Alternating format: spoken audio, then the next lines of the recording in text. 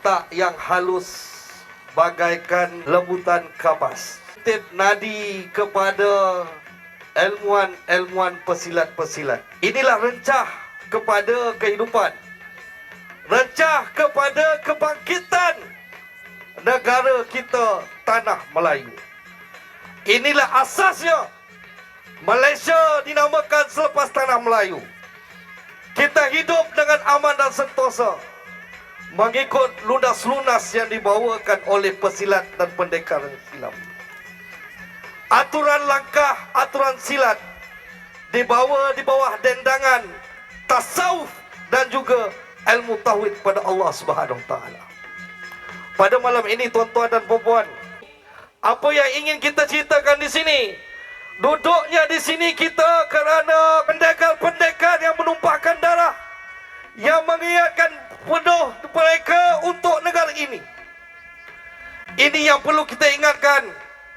Bangkit mereka, hidup mereka, semangat mereka untuk tauhid la ilaha illallah Muhammadur Rasulullah. Kita di sini harus berbangga. Tanah ini tanah yang didoakan oleh ulama-ulama silam. Inilah dia tanah yang memberikan nadi kepada hidup kita semua. Pada hari ini, kebanyakan kita menolak tentang perkara ini. Kedaulatan negara ini, keluhuran perlembagaan di bawah jasa-jasa mereka-mereka yang terkorban, terutamanya ulama-ulama silam. Tarikh kemerdekaan telah diberikan oleh ulama ilmu falak Syekh Abdullah Fahim, tepat dengan tarikh dalam Islam. Mereka ini mendondangkan dan mendendangkan roh-roh perjuangan untuk membebaskan negara ini dari penjajahan. Yang kita tahu, kita diserang oleh Portugis, tetapi hasad mereka bukan sumber alam. Hasad mereka inginkan menjatuhkan institusi Islam dan kalimah la ilaha illallah di tanah ini. Orang Melayu dalam sejarah ada tertulis wujudnya sejak zaman Nabi Ibrahim alaihissalam tanah Melayu ini. Dan kita juga ada penemuan senjata kita di tanah Melayu ini, besinya ada sama besi di zaman Fir'aun. Bilakah tanah Melayu ni ada, tuan-tuan? Kita datang, kita hidup, terimanya Islam di tanah Melayu, di tanah Nusantara ini, tanpa ada pertumpahan darah, tanpa ada peperangan. Kita orang Melayu Nusantara menerima Islam dengan hati yang terbuka tanpa ada apa-apa pergaduhan. Sebab kali itu Islam di sini cukup cantik.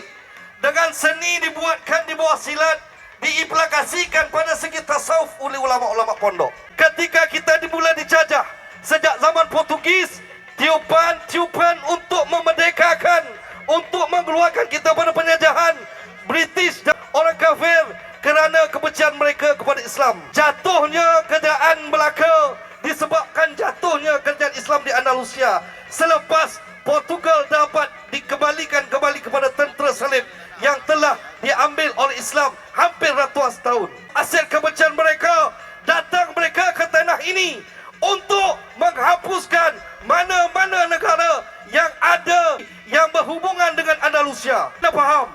Ulama silam bangkit untuk memberikan kemerdekaan pada kita, tuan-tuan. Doa yang telah dibacakan, azan yang telah dikumandangkan sebelum kemasyhuran Tengku Abdul Rahman dengan 7 kali laungan. Sejarahnya, pembacaan doa itu dan siapa yang mengazankan itu telah disepakati oleh ulama-ulama. Daripada satu musyarat untuk mengadakan hari kemerdekaan, ulama meletakkan garis panduan kepada pemimpin-pemimpin. Antaranya, kita ingin meletakkan Islam itu sebagai satu asas kepada tanah Melayu ini. Antaranya yang memberikan pandangan adalah Syekh Abdullah Fahim. Dalam 128 ahli musyawarah diberikan kepada Mufti Kerajaan Bismillah yang pertama, Syekh Ahmad Said yang membacakan doa. Azan dilaungkan. Selepas itu 7 kali kumandangnya. Takbir merdeka itu oleh Tengku Abdul Rahman yang dinasihatkan oleh ulama-ulama termasuk Syekh Ahmad Said.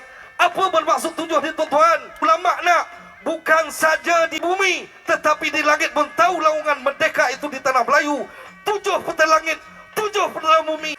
Sebelum berbulannya laungan tersebut, Syekh Abdul Rahman telah dinasihatkan oleh ulama-ulama, mulakan dengan suratul Al-Fatihah, dan kemudian laun ini dilaungkan sebanyak 7 kali. Lepas itu Syekh Ahmad mendoakan kepada kita. Doanya tuan-tuan, yang pada hari ini orang kita pada hari ini menganggap doa ini ada resis, doa ini tidak betul, tetapi doa ini telah dibacakan oleh Syekh Ahmad bukan resis, tetapi ingin mendoakan orang-orang Melayu, kerana dalam perlembagaan tertulisnya orang Melayu ini sebagai bertakbir 160-2 dalam perlembagaan Melayu tu mesti Islam, dan doa ini dibacakan untuk Islam.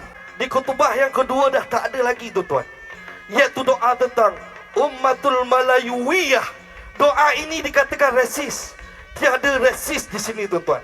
Sedangkan dalam Quran pun tertulis bagaimana Nabi Ibrahim AS mendoakan bangsanya dan kaumnya di satu tempat, dan doa kepada bangsa dan kepada sesuatu kaum tertentu dalam negara tidak dinamakan resis, tidak salah tuan-tuan. Kerana tanah ini adalah tanah kebanyakannya orang Melayu yang menganut agama Islam. Ini bukan provokasi. Saya wakil pada Jabatan Al-Ehwal Islam bahagian dakwah, membawa tuan-tuan dan puan-puan harungi di ambang kemerdekaan ini dengan pengorbanan tuan-tuan guru-guru pondok, alim ulama silam. Mereka memberikan idea 30 memorandum yang telah dikumpulkan ketika sebelum membuat perlembagaan. Mereka nak adanya unsur Islam dalam perlembagaan, tetapi dengan keadaan tersirat, supaya kita tidak dikecam lagi oleh orang yang membenci Islam. Pada hari ini, orang yang menolak perlembagaan seolah-olah menghina dan mengejek ulama-ulama silam tuan-tuan. Dalam perlembagaan adanya piagam Madinah, sunnah Nabi SAW, Islam agama negara, agama lain boleh diamalkan dengan amanah damai. Itu ada di dalam piagam Madinah perkara 125. Ada dalam perlembagaan kita perkara 3, Islam agama persekutuan. Perkara 121 jelas sunnah Nabi SAW, iaitu mahkamah syariah dan mahkamah sivil tidak boleh dicampur aduk. Di mana mahkamah sivil uruskan tentang sivil, yang tidak boleh masuk campur tentang syariah, dan sebaliknya. Ini ada pada zaman Nabi SAW, perjalanan Nabi kepada orang Yahudi, hal ehwal orang Yahudi, Yahudi settlekan, dan hal ehwal orang Islam settlekan. Ketua agama kita perkara 181, ketua agama adalah yang di Pertuan Agong. Yang kita kena jelas, kita tahu dalam kajian-kajian di tanah Nusantara ini, keturunan Nabi SAW telah turun ramai sejak zaman Muawiyah lagi tuan-tuan, daripada jalan laut. Ketika itu kita tahu Serami Mekah adalah Aceh. Ini yang dinamakan Islam kita dah lama terada di sini.